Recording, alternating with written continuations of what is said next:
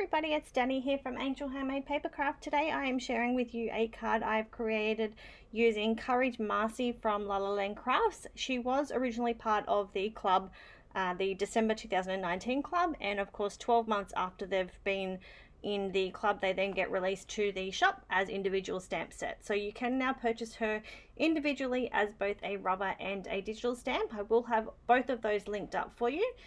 If you're interested in starting the stamp club, it's definitely something that I find absolutely fantastic. Every month you get a kit sent out with stamps and dies, and it's awesome. I love having stamps that nobody else can have for 12 months, which is always fun. Yeah, so I've got these images stamped out onto some Express It blending card.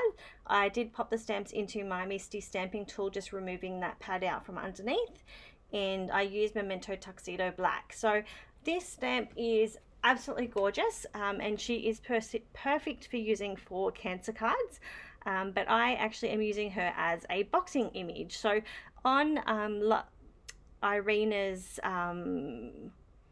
Pinterest and on the La La Land Crafts Facebook page and things, she shows you how to use this stamp and create her with complete hair. So she's only got the bandana around the top of her head rather than the whole head, just across her forehead there. So I thought that was a fantastic idea, and it made this card absolutely perfect for what I was looking for. A friend asked me to make her daughter a 12th birthday card. Now her daughter has just started doing boxing, and this image is just perfect. So my friend absolutely loved the card, and I hope that her daughter did as well. And yeah, so I am coloring her using Copic markers. I can't remember if I said that already. I'm jabbering today. I will have all of the Copic markers that I use listed on my blog, so I will have the link for that below this video, and there will also be picture links on my blog to purchase all of the products. And yeah, so I had such fun coloring this image in. I don't very often do cards for orders. Usually people are purchasing them from the store, what I've got in stock, but this one here was made for a friend. So her daughter is a little red, so I am going to be giving her some red hair. To start with, I'm just coloring her skin. I'm doing that only sped up a little bit, and I will speed up the video much more when we start coloring the rest of her in. So I wouldn't call myself a slow colorist, but it does take quite a while to color up an image. If you want all of those extra details in there, you need to take that time to color her. You know, I love relaxing and coloring, and that's what makes me happy. So here I am, super sped up now. I'm like magic coloring here. Getting nice good blends. I did do tip to tip on some of the areas just to get those pinks blended in a little bit more. But yeah, it turned out really cute. I love it. So once I've done coloring with her, I am going to put the card together. I didn't use any of the sentiments from the stamp set because they didn't match up with what I wanted to do, but I did bring in a Lawn Fawn stamp set to do that, and also some dies from the Lawn Fawn as well. There's nothing wrong with mixing and matching different brands of dies and stamps. You know, these companies do design their own stuff, but I'm sure that they all, you know, have stuff from other companies, and they don't mind. So I went with some nice pink gloves for her, a nice pink bandana, and I'm going to give her a black and gold dress. Or you could call it a top and skirt. It looks like it's in two sections there. Giving her some nice black boots. And then we're going to color in the little boxing panda. And then we can start putting the card together. So I'm going to be using some papers from a very old retired paper set from Pebbles called Ever After. I've actually used this paper set a little bit lately. It was sitting on my desk, so I thought, why not? It matched in with what I was looking for, and that's always fun. It's good when you've got bits and pieces on your desk that you get to finish using. I'm just giving the panda some purple outfits there. What else is going on at the moment? Temperature. It has been so hot in Australia the last couple of days. When I got in my car after work today, it was 43 degrees Celsius, which is bloody hot. I currently have the air conditioner on, just trying to cool the house down before I get started on doing housework and things.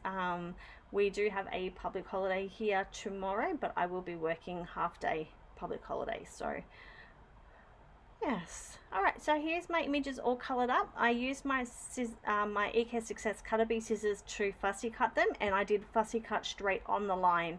I didn't leave any of that white space because I knew that I wanted to layer them up. I do apologise, eating cupcakes while I'm working. Thought I edited that out, but busted. Alright, so I wanted the little panda to be standing on the happy. I thought that would be cute.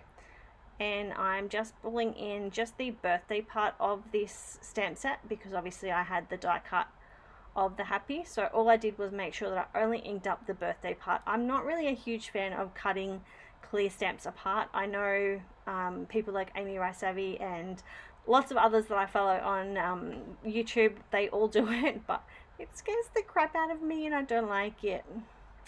Alright, these little heart balloons are from My Favourite Things. Unfortunately, they are no longer available to purchase, so I've just linked up some other balloon dies that you guys might be interested in. I did cut them just using some leftovers of that Express It blending card, so I decided to go in and colour them using my Copic markers. I did the same thing with the alphabets, and I just squeezed out some Helma acid-free liquid adhesive right onto my cutting mat there, and I just used my finger to dab it on. Alright, so now we're just playing with the layout. I realized that I needed to pop that happy off the page a little bit more, so I die cut the black one and I just slightly offset it just so that it gives a little bit of shadow behind, and it just pops it up off the images a little bit.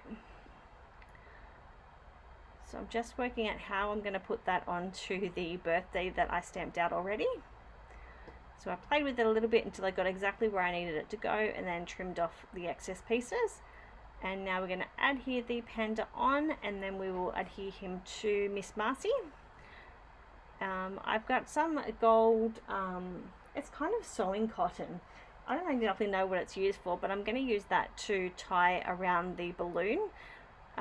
Obviously it needs some string, so you have to have some string on there. So I played with it for quite a bit. I just couldn't get it to go the way that I wanted it to go. So I do apologize, I did that off screen because I was playing with it for so long.